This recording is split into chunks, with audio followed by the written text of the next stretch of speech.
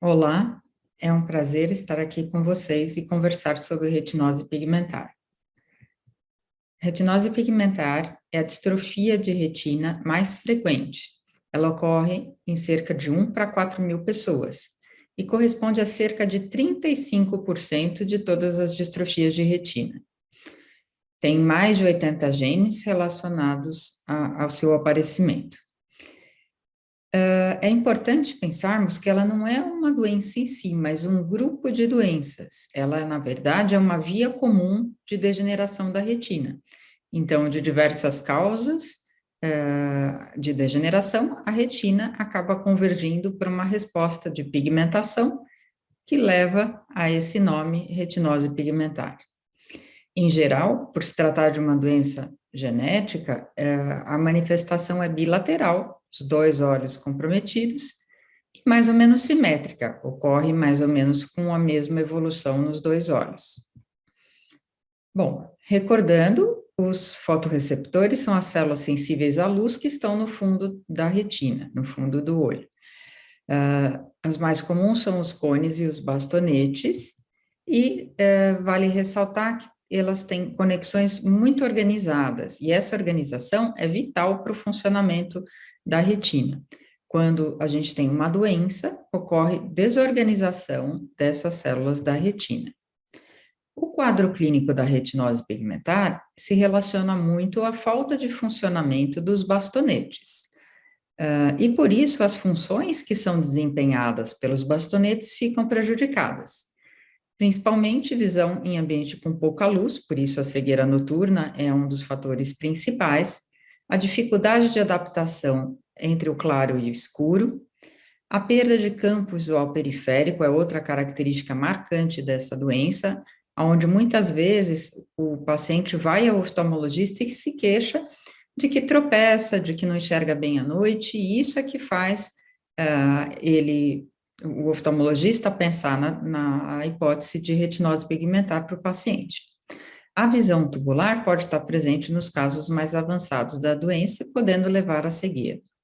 O aspecto fundoscópico é caracterizado por uma pigmentação granular do epitélio pigmentado da retina, presença de pigmentação formato de osteoclastos, que são essas pigmentações escuras que aparecem aqui na imagem do fundo de olho. Às vezes a mácula é preservada nas fases mais adiantadas e o nervo óptico pode ficar com um aspecto um pouco mais pálido também nas fases mais adiantadas da doença. Existem duas situações que nós temos que ressaltar aqui: os quadros sindrômicos, onde a gente tem algum tipo de comprometimento sistêmico associado ao comprometimento ocular. É o caso da síndrome de Usher, que tem a surdez relacionada à retinose pigmentar. Ou Bardet-Biedl, quando a gente tem obesidade, hipogonadismo, ou alteração renal na senior look. São só exemplos desses quadros sindrômicos. Outras vezes, a retinose é não sindrômica, ou seja, ela aparece isoladamente, só o olho é comprometido e não existe mais nada fora do olho que é comprometido. Isso depende se o gene afetado é um gene que se expressa em mais de um tecido. Se for um gene que é importante só para o olho, a gente vai ter um quadro não sindrômico, mas se ele for importante para a formação de outro órgão, como no caso que eu acabei de citar, da surdez, né, na formação do ouvido, no caso do Usher, a gente pode ter um quadro síndrome. Aqui um aspecto fundoscópico característico. Então, esse é um exame de uma retinografia, mostrando que a área macular, a área central, está mais preservada, em coloração aqui mais alaranjada, e alguns pigmentos mais na área periférica e um aspecto levemente acinzentado nessa região próxima às arcadas vasculares. E o disco óptico um pouco mais pálido, principalmente do lado temporal. Outro exame útil no diagnóstico é a tomografia de coerência óptica, que faz um corte na região da retina e a gente consegue apreciar as camadas nesse corte que se aproxima muito de um corte histológico. A gente consegue ver aqui as camadas profundas da retina mais preservadas e as camadas mais internas, né, aí também preservadas aqui na área central e mais alteradas na parte periférica. Um exame que ajuda muito no diagnóstico das distrofias de retina é a autofluorescência, porque esse exame tem uma correlação funcional. Aparece mais claro a área onde a gente tem um funcionamento mais próximo do normal da retina e mais escuro onde esse funcionamento não é tão eficiente, com anéis aqui de hiperautofluorescência. Então, isso ajuda bastante a gente entender se o paciente está conseguindo enxergar com aquela área ou não. Esse é um campo visual propriamente dito, onde o paciente entra naquela cúpula e fica com uma campainha, cada vez que uma luzinha é apresentada, ele tem que apertar a campainha, e a gente termina com mapas mostrando, como nesse caso, que a área central aqui está mais preservada e a área periférica mais comprometida, um quadro bilateral e simétrico, como eu tinha comentado com vocês. O exame eletrofisiológico também ajuda a diferenciarmos quais as células estão comprometidas. Então, aqui mostrando um eletroretinograma com uma resposta normal e um eletroretinograma com uma resposta extinta, uma resposta abolida. A hora que você dá um flash de luz, é esperado que tenha uma curva de resposta elétrica na retina, e nesse caso a resposta não ocorre. Então, isso mostra que o funcionamento dessa retina está prejudicado. A genética é muito importante no diagnóstico, não só da existência da doença, mas muito mais do subtipo da doença, e ajuda o oftalmologista a entender qual o comprometimento da família, qual o risco de outros familiares acometidos, qual o comprometimento sistêmico associado, e qual o padrão de herança, né? Existe risco de ter outra pessoa na família acometida? Então, tudo isso é pensado. Existem vários genes relacionados à retinose pigmentar em diferentes cromossomos. Então, aqui a gente tem um cariótipo que mostra todos os nossos cromossomos e o par sexual aqui do lado, o X e o Y, tá? Então, aqui mostrando o exame justamente de um homem, porque ele tem um X e um Y. Cada um desses diversos genes aqui estão distribuídos nos cromossomos, e eles produzem proteínas importantes ao funcionamento da retina. Para cada gene, a gente tem 2 alelos, quer dizer, uma cópia que veio da mãe e uma cópia que veio do pai. E a gente tem retinose pigmentar com diversos padrões de herança. Por exemplo, o padrão de herança autossômico recessivo, aonde a gente tem aqui um casamento consanguíneo e 2 filhos desse casal apresentando o problema. Em geral, o acometimento é dentro de uma mesma linha de irmandade. A doença autossômica dominante, ela tem um comportamento diferente. Em geral, você vê pessoas afetadas em mais de uma linha dentro do heredograma. Então, aqui, por exemplo, uma avó, um pai e uma filha, né? Exemplificando isso, passando de geração para geração, com 50% de chance do gene ser herdado. Um outro padrão de herança é a herança ligada ao cromossomo X, e nesse caso as mulheres carregam o X alterado, e elas passam para os homens, e os homens manifestam a doença porque basta existir um gene alterado, né, um X alterado, que a doença aparece. Como a mulher tem 2, né, então se ela tiver só um alterado, o outro funcionante normal é suficiente para que ela não tenha o problema. Então, aqui a gente vê na família homens mais severamente afetados do que as mulheres.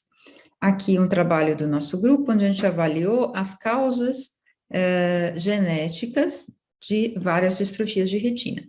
E, na ocasião, hoje a gente tem uma casuística acompanhada bem maior, a maior parte dos pacientes era de retinose pigmentar, com outras distrofias, aqui Stargardt também muito frequente, mas a maior fatia, né, das distrofias é da retinose pigmentar. Aqui um painel de genes, num teste genético que avalia a sequência desse grupo grande de genes, com cerca de 80 genes relacionados à retina, dentro desse painel que tem até um número maior de genes, e aqui eu pintei de vermelho alguns genes que são mais frequentes na amostra de retinose pigmentar, e eu vou aqui citar alguns exemplos. Por exemplo, a RPGR é um gene no cromossomo X que afeta mais homens. Aqui mostrando uma mutação em hemizigose, quer dizer, está presente somente em um X, e o paciente com uma das complicações que a retinose causa, que é o edema macular cistoide. Alguns pacientes têm esse problema e é importante lembrar que é um problema associado e é possível de ser tratado. O YS, em geral, causa uma retinose pigmentar clássica, tá? É um outro gene importante nos segmentos intercalares, que é uma parte do bastonete. Quando as duas cópias estão mutadas, como nesse caso aqui, tanto o gene que veio do lado materno quanto do lado paterno, o paciente tem o desgaste mais precoce da retina, aqui mostrando pigmentação escura, em formato de osteoclastos na retina, e a preservação mais alaranjada dessa área central da retina. Outra complicação que pode acontecer em pacientes com retinose pigmentar é a presença de catarata, aqui presente numa situação do gene EYS. O gene da ceramida quinase, like, ele também é responsável por quadros de retinose pigmentar ligada ao X. E aqui mostrando um comprometimento macular associado numa fase mais avançada da retinose. A rodopsina, o gene da opsina é o pigmento visual dos bastonetes, e é uma causa de retinose pigmentar autossômica dominante. Aqui mostrando o PRPF31, é um outro caso de doença dominante, no caso causada por uma deleção, uma perda de uma grande quantidade do cromossomo responsável pela codificação de alguns exons desse gene PRPF31. Para finalizar aqui, um outro exemplo é o MERTK, que é um gene aqui que causa retinose pigmentar, no caso, com a doença mais avançada, com comprometimento secundário atrófico da área macular. Bom, ressalto aqui um detalhe. Às vezes, a doença aparece na infância, tá?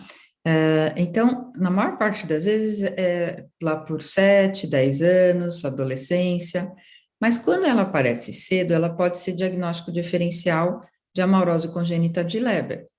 E muitas vezes isso fica um pouquinho misturado. Então, a gente tem crianças com retinose pigmentar causada por genes que também podem ser relacionados à amaurose congênita de Leber. E é importante a gente acompanhar a evolução dessas crianças. Aqui um exemplo, um caso relacionado ao gene CRB1, caso de retinose pigmentar, é o mesmo gene que também causa amaurose congênita de Leber. É um dos genes que causa amaurose congênita de Leber, um quadro autossômico recessivo. Aqui uma situação onde o RPR65 foi identificado não de bebezinho ao nascimento, mas um pouco depois. Então, o diagnóstico foi feito de uma retinose pigmentar. Né? Se tivesse nistagmo, poderia ter sido feito a hipótese de Leber, mas é o mesmo gene que mais frequentemente está relacionado à amaurose de Leber. E é importante a gente identificar porque é uma situação tratável, tá? Ressalto aqui também um detalhe quanto ao fato de ser sindrômico, tá? Existem situações, como no caso aqui do gene Usher2A, onde a gente pode ter um gene associado à retinose isolada, né, não sindrômica, e o mesmo gene pode ter casos onde a pessoa tem desacusia associada, e aí a gente está de frente de um quadro de retinose pigmentar sindrômica, que seria um caso de síndrome de Usher. Então, tudo é muito interligado, tá? Bom, temos que tratar esse paciente. Então, o ideal é a gente dar todas as orientações de boa saúde, de suplementação alimentar, proteção contra a luz forte, bons hábitos de vida, para evitar que a retina, que pode ter nascido de uma forma normal, que rapidamente degenere. Então, existe um tempo, né, uma janela terapêutica, onde a gente pode pensar em algumas questões de pesquisa, né? Então, quais são os tipos de tratamento? Tratamento de suporte, são essas orientações que a gente dá ao paciente. Alimentação, suplementação, sono, reabilitação, tá? É importante sempre pensar Na criança, toda a orientação de desenvolvimento escolar e no adulto, adequar ele à vida profissional, atividade de mobilidade, então, reabilitação é muito importante. Estudos de terapia gênica, celular e terapia medicamentosa estão avançados e agora trazendo alguns pequenos já benefícios palpáveis aos pacientes. Os primeiros estudos aí trazendo resultados importantes. Então, nós tivemos aqui já o primeiro paciente tratado em terapia gênica aqui em São Paulo, aqui o grupo que atuou junto comigo nessa cirurgia para tratamento da forma do RP65, com o medicamento Luxturna, Voretigeno, Neparvovec, e a publicação aqui sobre os resultados desse nosso primeiro caso, tá? Então, isso aqui vocês podem encontrar na literatura e lerem. É importante que a gente consiga que todo esse esforço de pesquisa chegue para o paciente. Então, foi um desafio e a gente está tendo aqui desafios para conseguir acesso aos pacientes para novos tratamentos. Agradeço a atenção de todos e estou à disposição para qualquer pergunta, se quiserem, na própria reunião ou por e-mail, como for melhor para vocês. Agradeço a atenção. Até logo.